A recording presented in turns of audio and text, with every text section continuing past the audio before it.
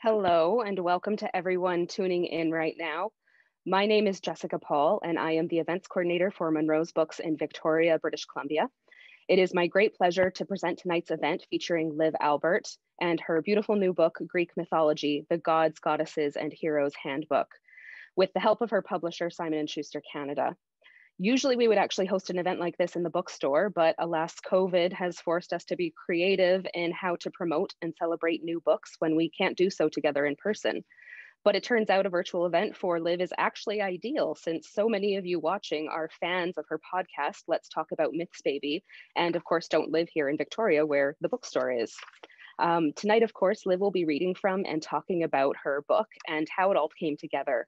There will be a Q&A at the end of the evening, so if you do have a question for Liv that you want to ask, please submit it via either the Zoom chat or Q&A box, which you should be able to access by clicking on Q&A or chat at the bottom of your screen. I will post a link to Liv's book shortly in the chat, which will direct you to our website, munrobooks.com, where you can actually purchase it. We do have signed copies in stock, which I know is a huge bonus for a lot of you fans. And I know Liv is also happy to personalize copies if you'd like that as well. We are located in Victoria, British Columbia, Canada, but we ship all over the world, so don't let that stop you from buying the book.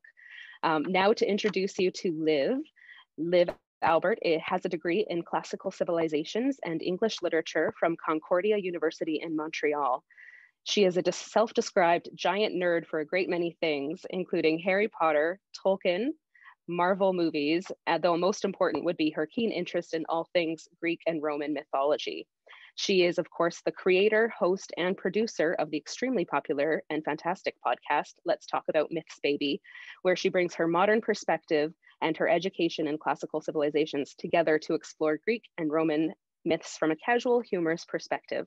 And now I welcome Liv Albert.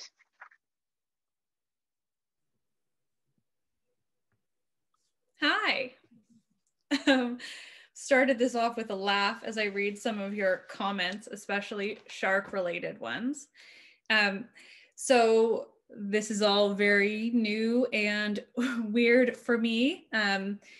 You all know that. You've all listened to my podcast. I assume if you are here and you haven't listened to my podcast, that's kind of extra cool because how'd you find out? Great questions. So today I'm starting with a reading from the book.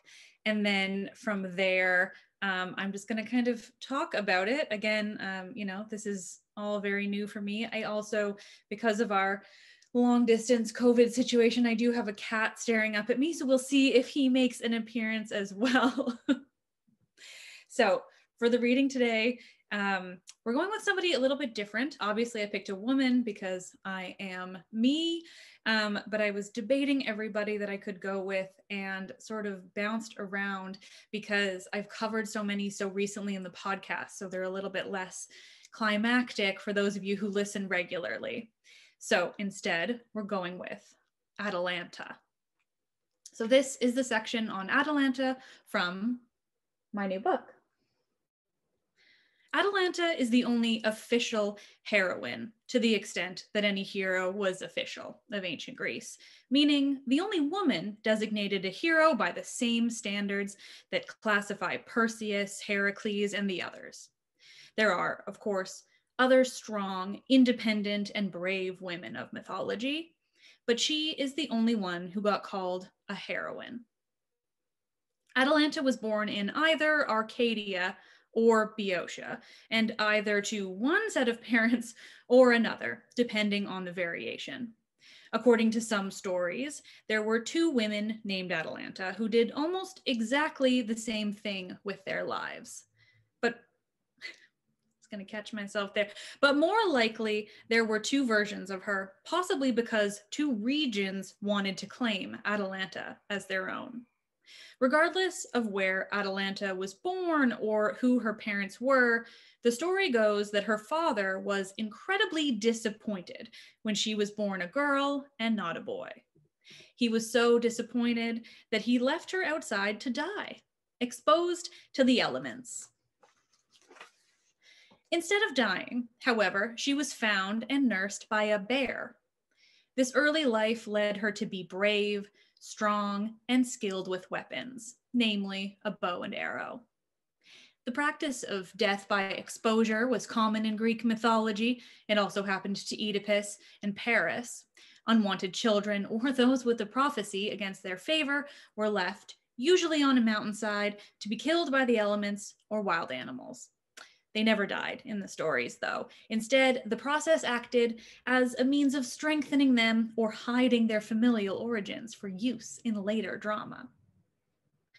Atalanta is best known for her role in the famed Caledonian boar hunt. The Caledonian boar was a monstrous creature sent by Artemis to punish the king of Caledon, who'd neglected to properly worship the goddess. The boar tore apart the region, killing cattle and even the men who tried to stop it. Finally, the king had to do something about it. He put out the call for the strongest, bravest of Greece to come help him get rid of the Caledonian boar. A group of heroes arrived to help the king. They sailed on the ship called the Argo, and so went by the name the Argonauts. Along with the other Argonauts, including Castor and Polydeuces, Peleus, and even Thetis, even Theseus, not Thetis, she was somewhere else. Atalanta arrived in Caledon ready to help the king with his boar problem. She made quite the entrance as a woman arriving in full armor among a host of men. Immediately, Atalanta caught the eye of the king's son, Meleager. Meleager was completely taken with Atalanta, but she wasn't interested. While Meleager supported her joining the hunt and always tried to impress Atalanta, many of the other men weren't thrilled to be hunting with a woman. Women in ancient Greece weren't expected to do much outside the home. Meleager, though, insisted that the men include Atalanta as if she were one of them. The group went in search of the boar and soon found it. It killed 2 of the men in an instant.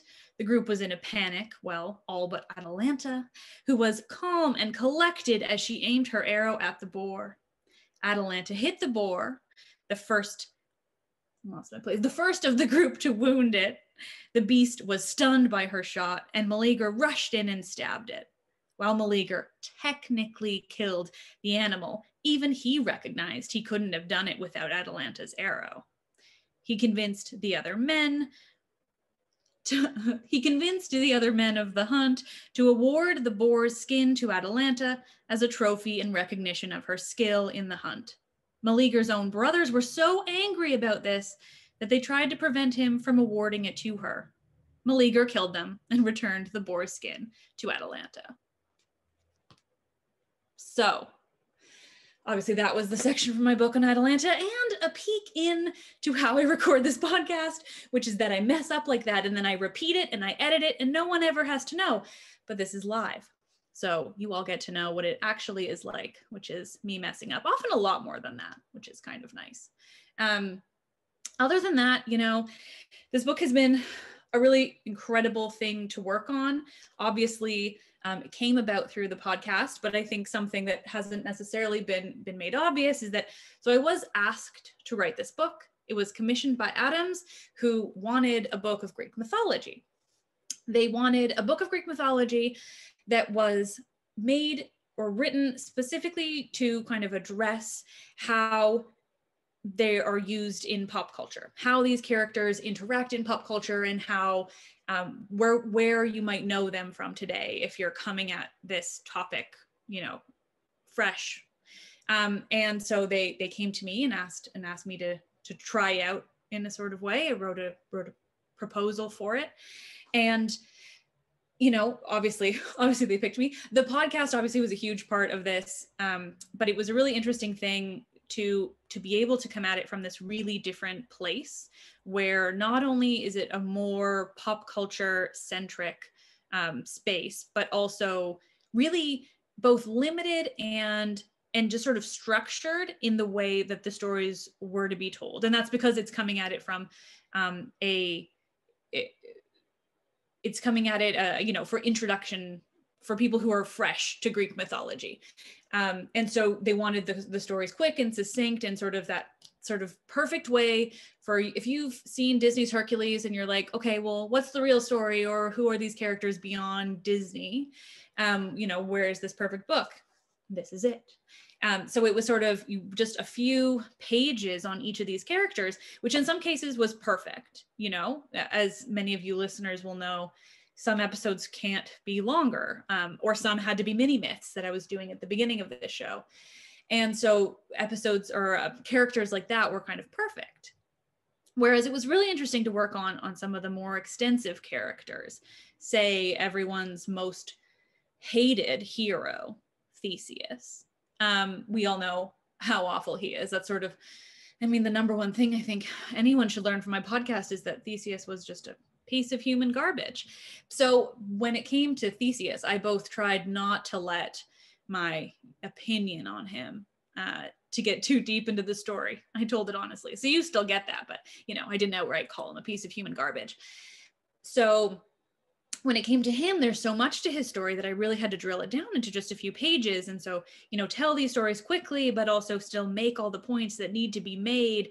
The same was for Heracles. Heracles was interesting because essentially I just kind of listed out the labors because those are what he's most famous for. And I think they're so important. And so it's kind of that like really perfect way to get into the mythology.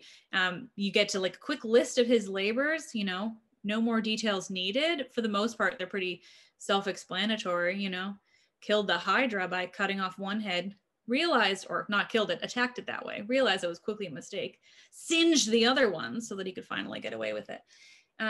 This launch is kind of fun because I just kind of get to ramble, which everyone knows is my favorite thing. So, it was really interesting to come at it in that way where I was quite limited, whereas in the podcast, I can go for 4 or 5 episodes on Theseus and not even be finished telling his whole story. So instead, it was sort of drill it all down and sort out exactly what people who are coming at it with fresh eyes might need to know. I also was really thrilled to be able to tell the stories of some of the women of Greek mythology in a more sort of blunt way, I guess, in a more sort of live kind of way, for lack of a better term, to talk about the victims of Zeus for what they are. I wasn't going to go and use the word seduce or carried off or anything like that. I got to be really honest in what so many of these gods and heroes did, and use, the word assault because that's the situation. And for so many years, the at least the mainstream books of mythology, the non-academic, just for these random nerds coming at it like we are, these books were a lot of euphemisms, and they were always at the expense of women because that's sort of the way it was, and these stories feature those details. But at the same time, as many of you listeners are going to be aware, what we have, the extant versions of the myths, aren't everything there was. There's so much we don't know. There's so much we don't have because of the way these things worked, because the people who wrote them down were most often men, or at the very least, the men's versions are the ones that survived. They're the ones that got copied down enough times that we have them today, or the ones that got preserved because somebody decided they were worth it. Because the thing about everything from these ancient cultures, not just Greece, but everything that long ago, is that for it to survive, there's a reason. Somebody decided it should survive. And when everyone making the decision is a dude, there's certain things that survive when, that doesn't mean it's the truth. It doesn't mean it's the whole story, but that's why we have it. And so it's a really interesting thing. And I was really excited to be able to tell these stories in a commercial book that's going to kind of be available everywhere, and be able to tell that version of it, that version that doesn't completely align with all of the crap that got passed down by only men. And And so it's been a really, really interesting process writing this book. Obviously, I have this, well, I suppose I should have said it up front for any of you who aren't listeners of my podcast, but I've just been kind of assuming most of you are, or know me personally, which also works. But, this is something I've loved forever since I was a kid. And I studied it in school, not because I wanted to actually use my degree in classics for anything. I did a degree or major first in English, and originally my classics was a minor. And then I got to university and thought, well, all my electives are going to be classics related anyway, because I just want to nerd out on this stuff all the time. So why not make it a double major, with only the intention of ever using my English degree to work in book publishing. And when that fell apart, I moved back here and started a podcast on a whim, which many of you know. And here we are, because it turns out people want to learn about Greek mythology. It turns out it's having this huge, incredible resurgence, and it's just so popular, and so many people are coming at it. And I kind of fell into this world at exactly the right time with my podcast and with all of this that's happening right now. And, so many of you are coming to it from things like Disney or Percy Jackson or Laura Olympus. Everyone knows and loves Laura Olympus. Her name's on the back of my book. If you can't trust me, trust Rachel Smythe of Laura Olympus. But, I think that it is so important, if you're coming at it from those places, those popular culture places, then having this kind of, quick and easy way to refer to these myths in their sort of, more original forms, not to say mine are perfectly original. That's not how this stuff works, but to come at it from primary sources. I have been reading the primary sources, and I have written this book based on them. And so you're getting a quick and easy version without having to read the primary sources yourself, because not everyone wants to read Homer, and I don't blame you. That's what this is here for. Or me and my podcast, if you want all the detail in the whole world, because that's literally all I do. But being asked to write this book was incredibly cool. And obviously it's also the most beautiful thing in the world. So I do want to make sure I, give due to Sarah Richard, who is the illustrator for this book, who I didn't have any say in. And she turned out to be the absolute most incredible, perfect person who could have possibly been involved. I remember when my editor at Adams first sent me the illustrations from this book. I think one of the first ones I think I got 3 first. And at least one of them was Cupid and Psyche. And I'll try to find that one now. Of course, I wasn't there. But, as many of you might know, that's one of my favorite myths. It's one of the myths that got me into Greek mythology in the first place. And so, to have written this book quickly, I might add, and then, be sort of in this sort of odd headspace where I'm sort of figuring out how it's going to be, how it's going to turn out. And then being so reassured with Sarah's incredible illustrations that I will find. It was just an incredible thing to look at them and just think like, well, I couldn't have decided on one better myself. It was 2 pages away from where I was, of course. So this is Cupid and Psyche. And I just think, her work is so stylized. It's so unique and weird and sort of creepy in this really fun way that I think is just really perfect. And I couldn't have, like I said, picked anyone better. And so it was so reassuring to know that was who the publisher had gone with, because I just immediately thought, okay, you know what, they're putting a lot behind this book and they're putting a lot of thought into it. And they really understand, I think, what it needs to be and what would make it the best and most successful piece, not just commercially, but also as sort of an introduction to mythology in the time we're in now, in 2021 versus all the old ones that everyone's still reading. And there's nothing wrong with reading Edith Hamilton's book. It's great. But I think, her illustrations are gorgeous. But to come at it in 2021 with this really modern take where, we're using the real terms for what went down in the Greek mythology, to have illustrations like this one of Apollo and Daphne, try to fully get it in there, but it's so hard. But, you know, Daphne transforming into this tree is just unbelievable. And so, you know, I could go on and on about it forever. But what else to say about this book? We will get to questions at the end, but I'm supposed to talk some more. So, I mean, the mythology, I think it's such a fascinating thing in general. My favorite thing about it, you know, and something that became much more difficult when it came to writing this book, is all the different versions. Like I was saying, you know, with what has survived versus what has not survived, that's sort of its problem in itself. But then if you actually look at what has survived, they're often really contradictory.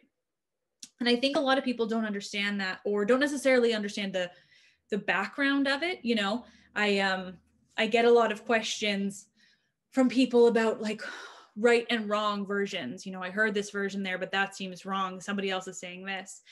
And the thing is that there really isn't, I mean, there are to an extent right and wrong versions. There's certainly, you could say some things that would just be straight up wrong. But for the most part, it's just that these things were not even just written down over, you know, hundreds of years, but they started out as an oral tradition.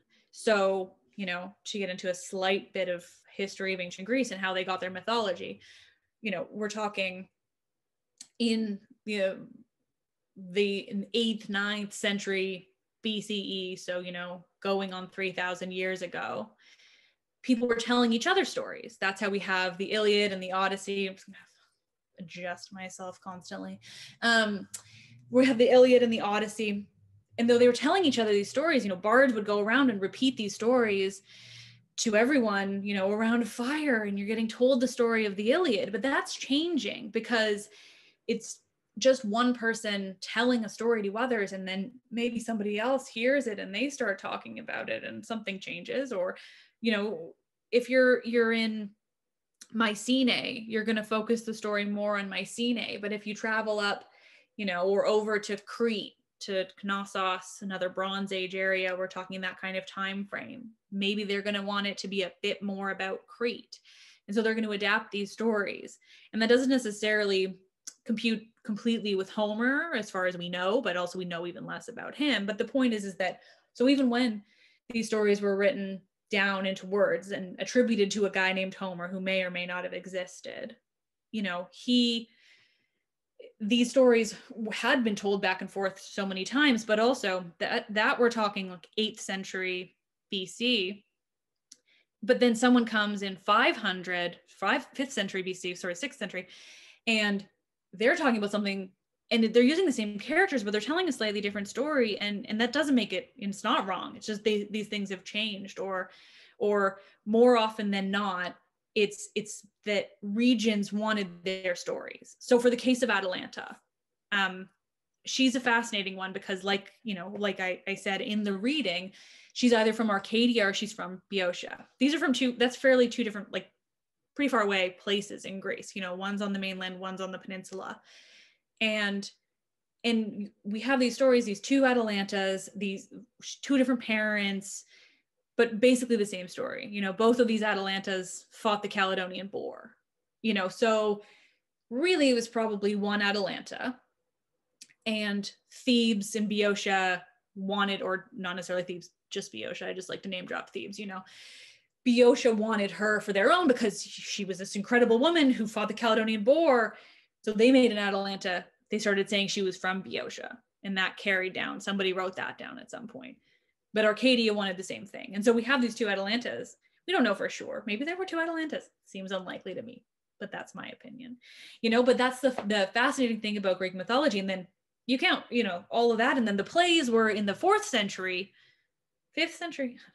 I'm not a historian, but then the plays come along and they're even later. And then the plays are making up mythology, but they're making them up because they're telling a story. They're putting on a play like Shakespeare style. And so they're going to have their own things to say. And so they'll change things, and they're not necessarily changing the mythology. They're just changing the story, like a movie adaptation, but it's all we have. You know, there's a lot of things where the only source we have is a playwright. And even then, we only have 3 playwrights. They had so many, and we only have full plays from 3 of them. Anyway, clearly I could go on about this forever. It's the most fascinating thing in the world, obviously. That's why I wrote a book about it and why I talk about it on a podcast twice a week. But I think that that's so important when you're looking at these myths, and then when you're writing a book about them too, you don't want to get too into the weeds with that, but at the same time you want to make it clear.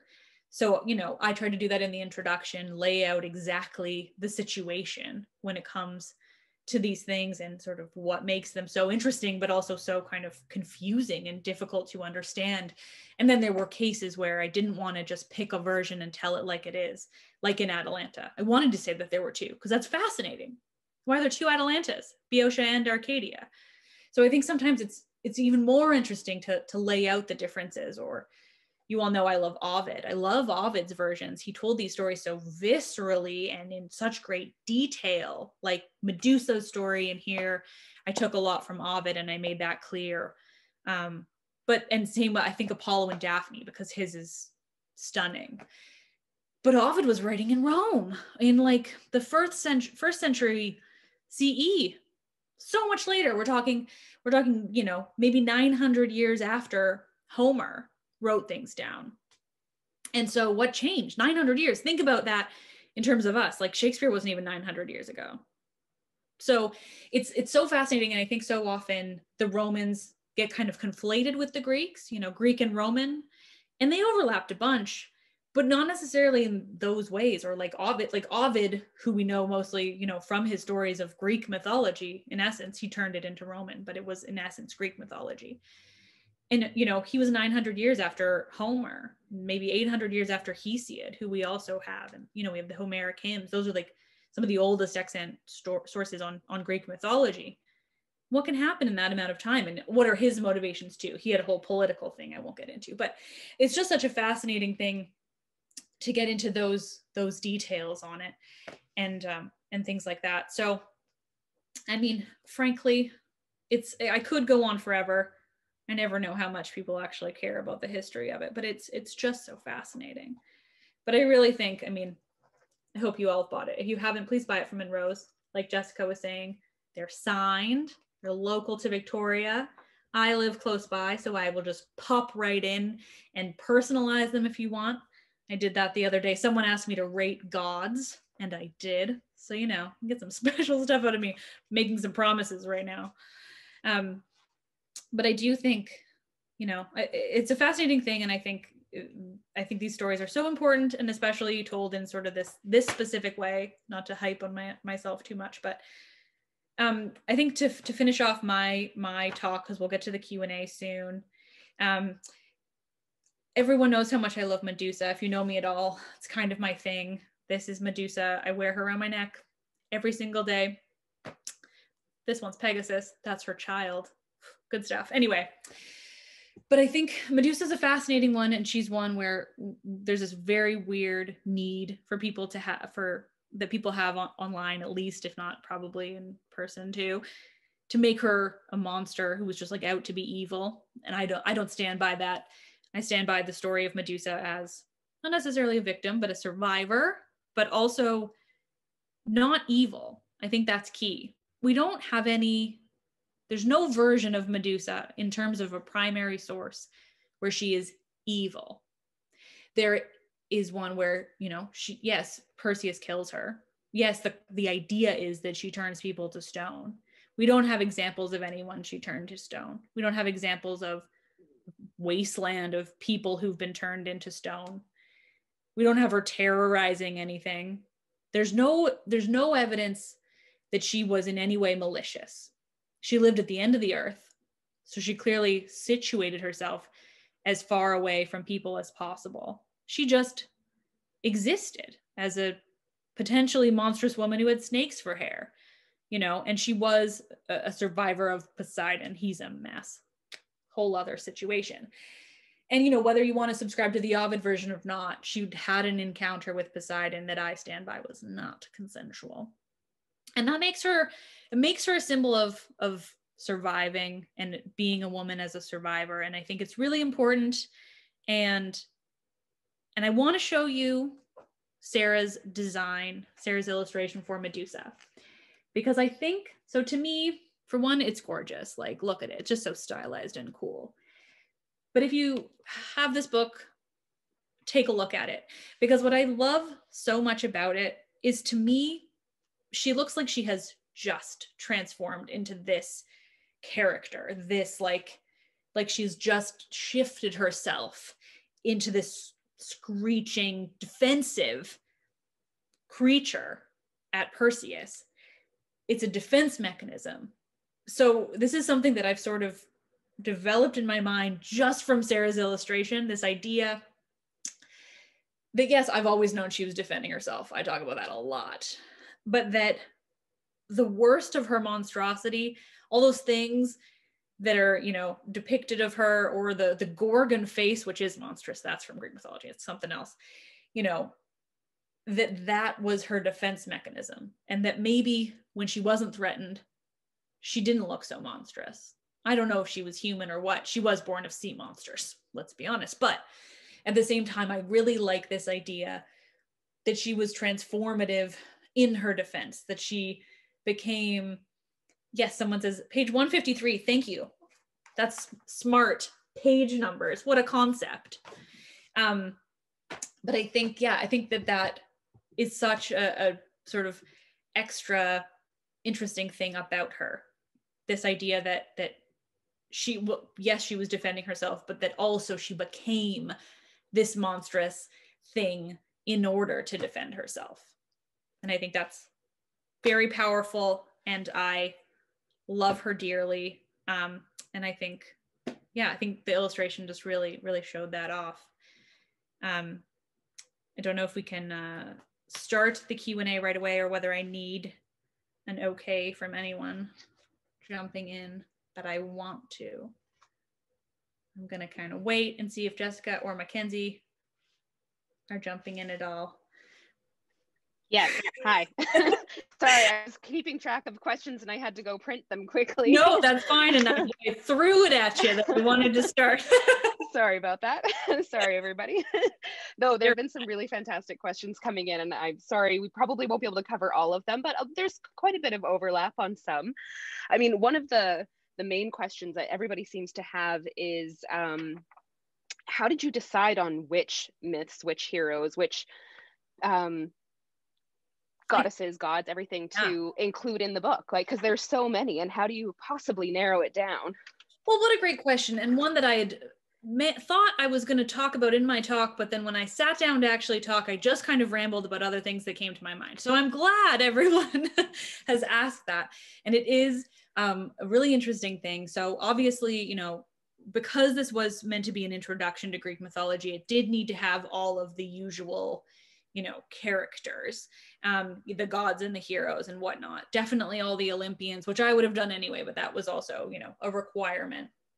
And so I did want to tell the stories of the heroes for the most part. I didn't tell the story of Bellerophon, and I regret that one, but I had a limit of how many I could tell. And so we kind of fell into that. But I also wanted to make sure that I covered as many stories of women as possible, because they so often get left behind in books of Greek mythology. And so I wanted to make sure that Atalanta was in with the heroes, and things like that. And that, you know, Circe got a whole section. Everyone loves Circe, and Medusa and Medea. And Medea has her own section. It's not with Jason. I took up a whole extra person to not line her up with Jason, which I think is so important. And I was really excited for that. So, you know, I think it was sort of the standard characters, but then there was little decisions there where I wanted to highlight the women. So, you know, sacrificing maybe somebody like Bellerophon in order to tell the story of Medea. I wish I could have sacrificed Theseus, but unfortunately he's too popular. He's too important, even if I hate him. On that note, would you ever consider doing another book that does just feature just the women themselves? Well, so first I will say there is a book of that, which I wish that I had put in the further reading section, but I didn't discover it until after I'd written that. So I'll hype it now. But the book is Heroines of Olympus. I know it's available at Munro's because I bought it there and I saw they replaced it. Heroines of Olympus by Ellie Mackin Roberts, who was on my show last week actually, and had a fascinating episode about Persephone with me. But she wrote a book that is essentially the women of Greek mythology. Yeah. And I think, yeah, so it's there and it's great. But for me, what I want to do is write a book that is the podcast in a book. Yeah, that was one of the questions. Yeah. People are very interested in that. Yeah, that's my goal. This is sort of a thrilling start to a career in doing this as well. Kind of a perfect foot in the door. But yes, ideally I want to write a book that's based on the podcast. In that way it would go, into intense detail like I do, but also be even more feminist and even more, strong-willed in the way that I am on the show. So yeah, that's definitely Speaking of that, and I think that's one of certainly my favorite, and it seems like from the chat, everybody's favorite part of the podcast.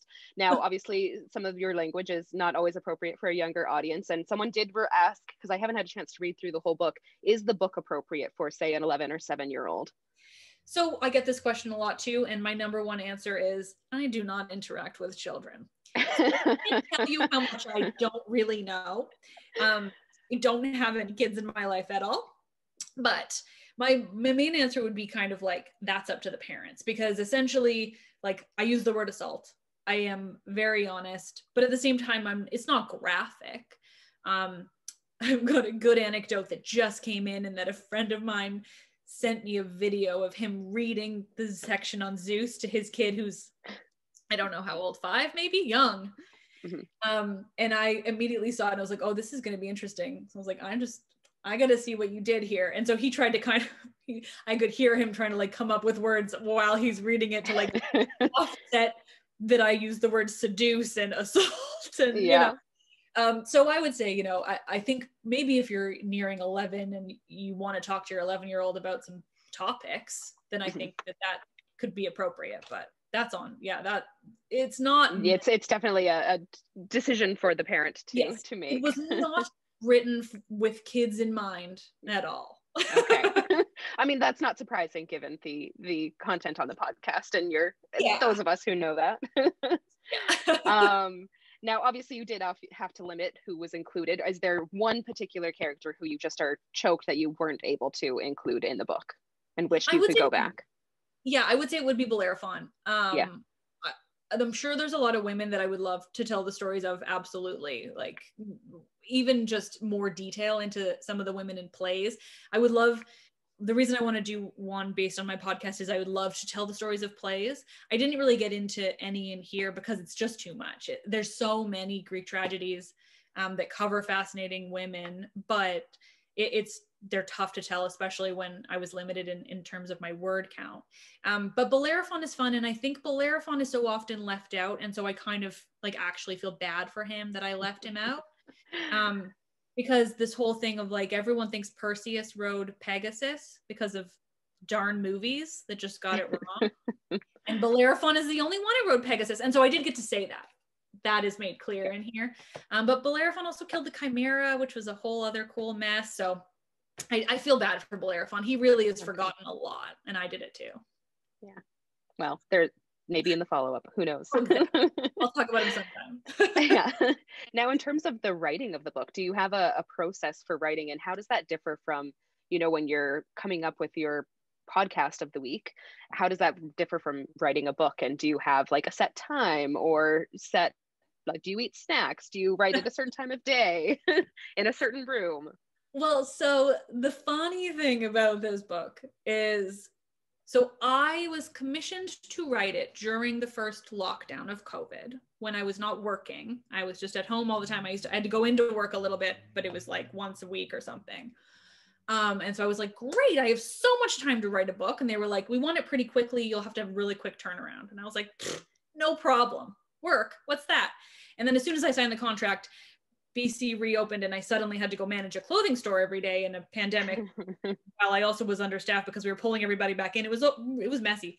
So I actually, I took like 3 or 4 3-day weekends in the month of June and wrote it like 9 hours a day on each of those days, because I had a month to write it and I also was working full time. And I first I thought I was going to keep up the podcast too, and then that didn't happen. I just ended up like releasing old episodes or something to fill that space, because it was That's a lot. Yeah, exactly. So I wish I could say that it was like that I had a process and I like did this whole thing, but really it was like, are you awake? Then you should probably be writing this book. Yeah. Yeah, so it was very similar to the podcast in terms of like writing and researching. I would like sort of start from memory and then check everything out and figure it all out from there. But yeah, what differed so much from the podcast is that with the podcast, I try to make it as long and as many words as possible. So like a regular podcast episode is like 4,000 words every week. And this book, they were like, well, we'd like each section to be between 600 and 700 words. So it was really like sort of trying to do it the opposite of the podcast. It was like, okay, how are you going to tell the story in the most succinct way possible? Or in some cases, it was like, okay, there's not 700 words on this character. Like, how are you going to do it? In a couple of cases, I had to be like, look, I'm sorry, there's not 600 words on Hestia. There isn't. I love her. She's important. There aren't 600 words. Without me going into crazy detail that nobody else has, so it doesn't make any sense. So it was really interesting. It was a lot of trying to like drill it down to really succinct writing in a way that I never do on the podcast. Yeah. Huh. Now, when you were commissioned to write the book by Adams, your publisher, obviously they knew you from the podcast, so they had come to you specifically because of that, but were they kind of 100% on board with that style and your kind of no nonsense approach to the myths? You know what? It never came up. I just kind of figured they were going to stop me at some point if they weren't with it. Yeah. I had some certain things in my mind. Like they came to me and I wrote out a couple of sample sections. I wrote Hades and I wrote Perseus as samples. And so in the Hades alone, I was able to kind of get, well, I guess in both of them, because, you know, in Hades, I was able to say like, well, I'm going to talk about how he abducted Persephone. Like that's going to be in here. And nobody said anything. And then Perseus, I got to be able to like, well, he shouldn't have killed Medusa. She was not wrong, you know? And so I think I kind of was able to put in enough into those sections that that they were able to get the sense of how I would write it in general. And they did come to me for the podcast, and I'm very unapologetically feminist. But I was sort of wondering, you know, when we were working on it, and I was like, okay, well, there's certain things I'm going to be putting my foot down on. Like, I'm not writing a book that says carried off when you mean abducted, or seduced when you mean assaulted, you know? So there were certain things, and thankfully they never came up, and it was very much like they clearly knew enough about me to know that. Yeah. That's what they were getting. I would hope they would have known as they requested and commissioned it, knowing your style already. Now, in terms of Sarah Richards' art, I know you said you didn't have really much say. You were just blown away by it when it was first presented to you. Do you think any posters will ever be made of those illustrations? I think so. There's some people interested in those. I know. And I have to say, I have printed copies of all of them because You're going to make a lot of people really jealous. I know. They're hung up in the hallway of my apartment. I've got, they're the best.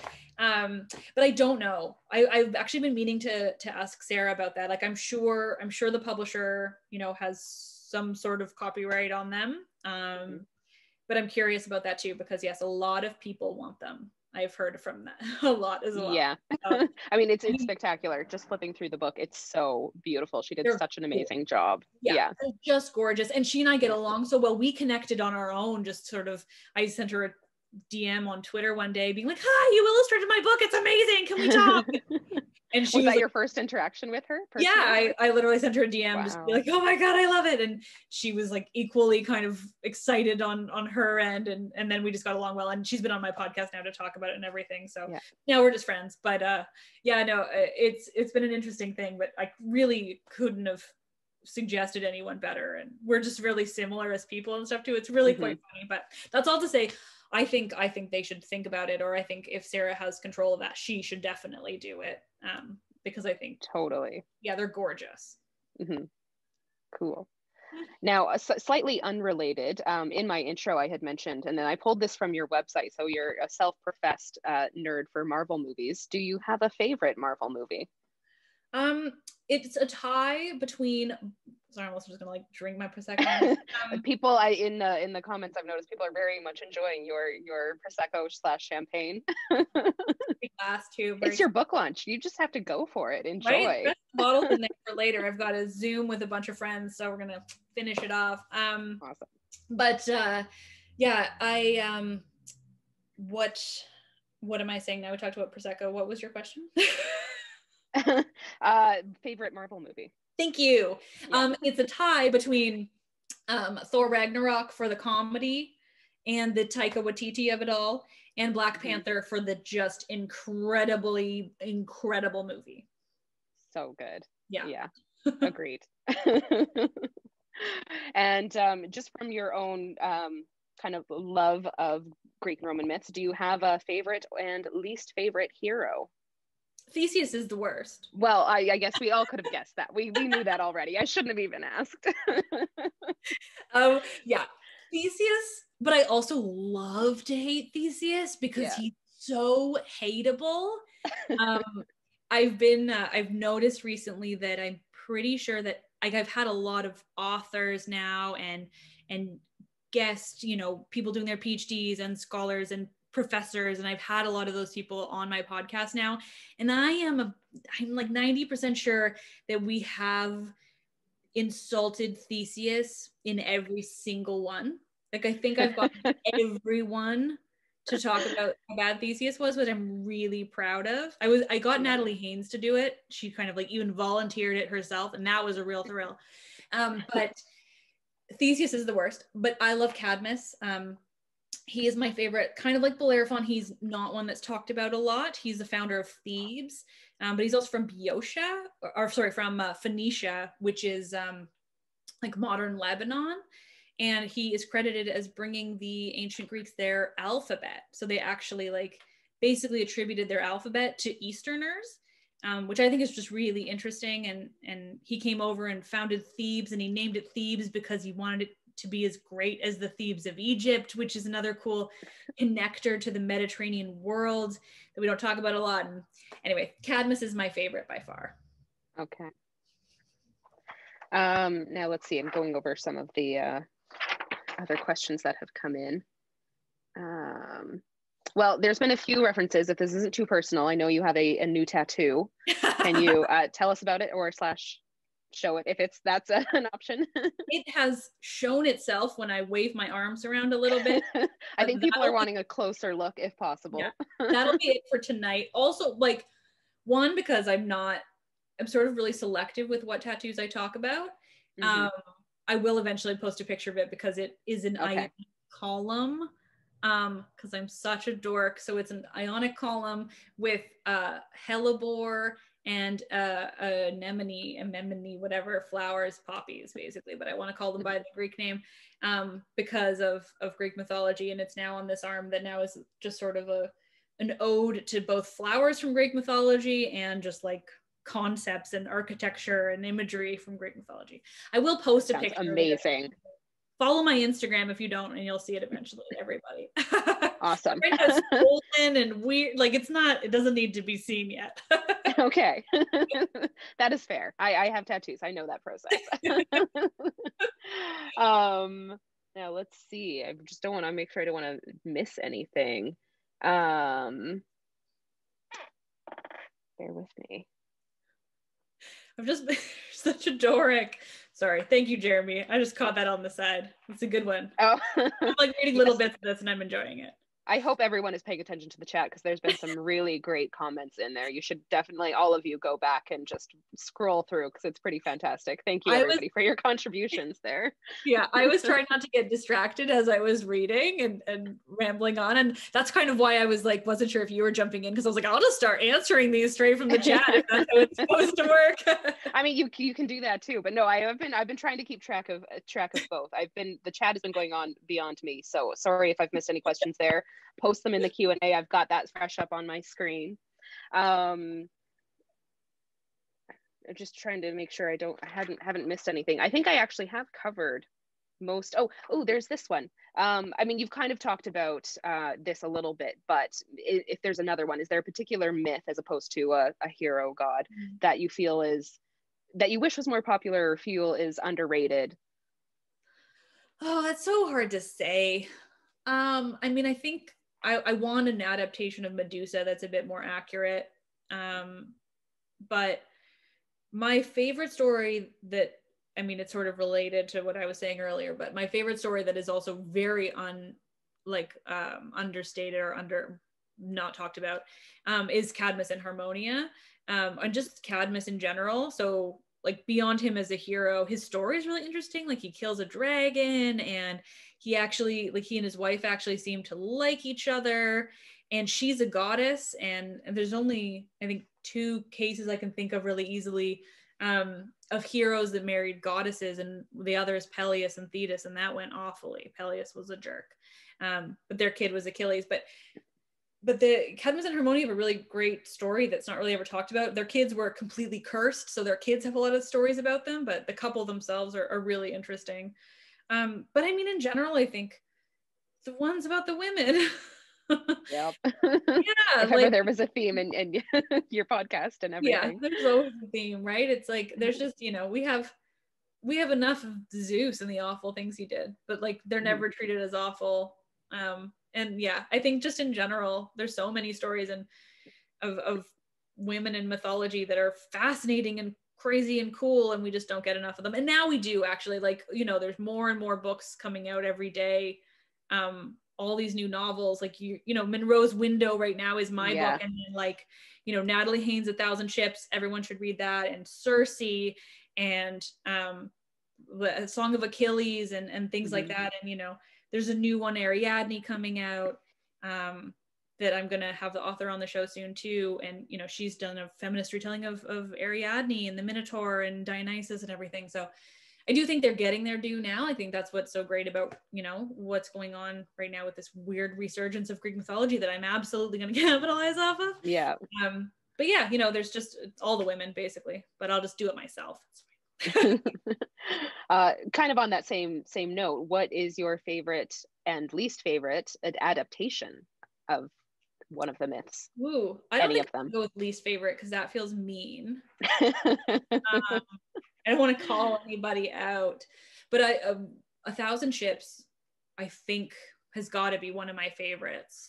I read it kind of frantically because I was having her on the show, and I just wanted to make sure that I'd read it. And then when I was in it, though, I was like, oh my God, like it's just, the writing is so beautiful, and the stories are so vivid and detailed, but also like funny. Like she managed to make really depressing stories funny at times. There's a really angry muse who's just like so over all of the epic poets, always calling to her for help, and like, I have better things to do, man. Like I am busy, stop it, do it yourself. And and she's got Penelope there. Just my favorite was Penelope in it, because Penelope's just waiting for Odysseus to come home, but she's like, well, I heard this rumor. Somebody told me that you faced a giant guy with one eye and that you escaped hanging onto the bottom of a sheep. Like, that seems pretty unlikely. Are you just like not coming home on purpose? Like, these are crazy stories. They can't be believable. Anyway, I could go on, but 1,000 Ships is my favorite. Okay, I'll have to move that up. It's in my reading pile. I have a copy of it sitting on my coffee table. I just have to move it to the top now. Highly recommend. Okay, good to know. Now, given that your podcast has been so successful, congratulations on that, of course. How has your life changed? Like, what's the best thing to happen to you because of the podcast? Everything. No, it's kind of crazy, honestly. Like, I often just kind of like sit back and think about how much my life has changed because I decided one day to start ranting about the patriarchy in Greek mythology. Like, best decision ever, by the way. Thank you. I think so. But it's also like, how could I have ever foreseen in a million years that many people would want to listen to me do that? Like, it still is like mind-boggling to me that, yeah. But I mean, the book is huge part. but I've also like made incredible friends through the podcast and through COVID. You know, I had two friends, they're watching, Jenny and Jen, of another podcast, Ancient History Fangirl, and like we met because we wanted to do each other's show, and then just figured we got along really well, and now I've been like having, you know, video calls like once a week since the pandemic started, just watching like really nerdy stuff together, and like it's like friendships, and I live in a beautiful new place, like little like life things in general. One day I'll be able to say I get to go to Greece, but I can't now, so. I mean, we can't travel right now anyway. That's I mean, yeah. The worst part of COVID. No travel. Yeah. No, sorry, that made it way too lighthearted. No, I know. One of the problems. Yeah. No, but yeah, I mean, honestly, I just like, I'm so grateful to, I mean, everyone who's watching, who's a listener to my podcast. Like it's truly like unbelievable how far it's come, and thank you to everyone who's listening all the time. Yeah. Well, thank you for producing such an awesome podcast. It's obviously brought myself, but so many fans who are here listening, and such joy, and had so much fun with it. Unfortunately, I think we are getting close to the time where we have to wrap up. So maybe I'll just ask you one more question. There's a few here. Oh, this one's good. Do you have any favorite myths outside of Greek and Roman mythology that you haven't been able to talk about, or whether, I don't know whether that would be your focus is right there. That's fair. Yeah, no. I get asked a lot if I would like think about covering other myths, and I do eventually want to like dive into some Egyptian mythology, because I find it interesting as well. And I have covered Gilgamesh, and I'd be interested in doing maybe some other Mesopotamian, but I don't feel the same way about it. Mm-hmm. I'd like to, but I just don't. Like, I have this like need to talk about Greek mythology in my bones. Yeah. And so, yeah, it's just all the time and always running through my head in one way or another. Cool. I love that you've then been able to make this passion into such an amazing career, really. Why? It's really weird. It's so cool. I think you're just living everybody's dream. I'm living my dream. I want to make that very clear. Like, you know, yeah, it's really crazy. It's really cool. It's really it's wonderful. Okay. Well, unfortunately, I know there's always going to be so many more questions that we can't answer, but thank you so much, both Liv. This was fantastic. I think everybody has just been blown away by it. If you, obviously, you guys now know that you have to buy the book. Sorry, I just knocked over a stand. It is so beautiful. She's shown you some of the artwork, but it's really fantastic. Just a reminder, we do have copies for sale at the store. We have signed copies. Liv will personalize them for you. She'll rank her favorite gods. She's really open to this. I also really need to thank Mackenzie Croft. She is Liv's publicist at Simon & Schuster Canada. She has been such a huge help in organizing this event and running the kind of the Zoom session behind the scenes. I am a technophobe. I don't know how to do that. So that was a really important part of this evening, making it happen and flow seamlessly. But thank you to each and every one of you in the audience. I know there's a lot going on to compete for everyone's attention right now, and so much of our lives is on a screen and on Zoom. People are working and doing that. So to have taken an hour out of your lives to attend this, it's really touching. I will try and post, I think if you probably saw it in the chat somewhere, I posted a link to the book on our website a couple of times. If you can't go back, because of course the chat will be lost as soon as we end this session, just search for Munro Books. MunroBooks.com is our website. The book is on our homepage, and you can find it there. There was, I think, a couple of questions about this in the chat. If you do want a personalized copy, just to make a note of that on your order. So our online order people will see that and make sure it happens.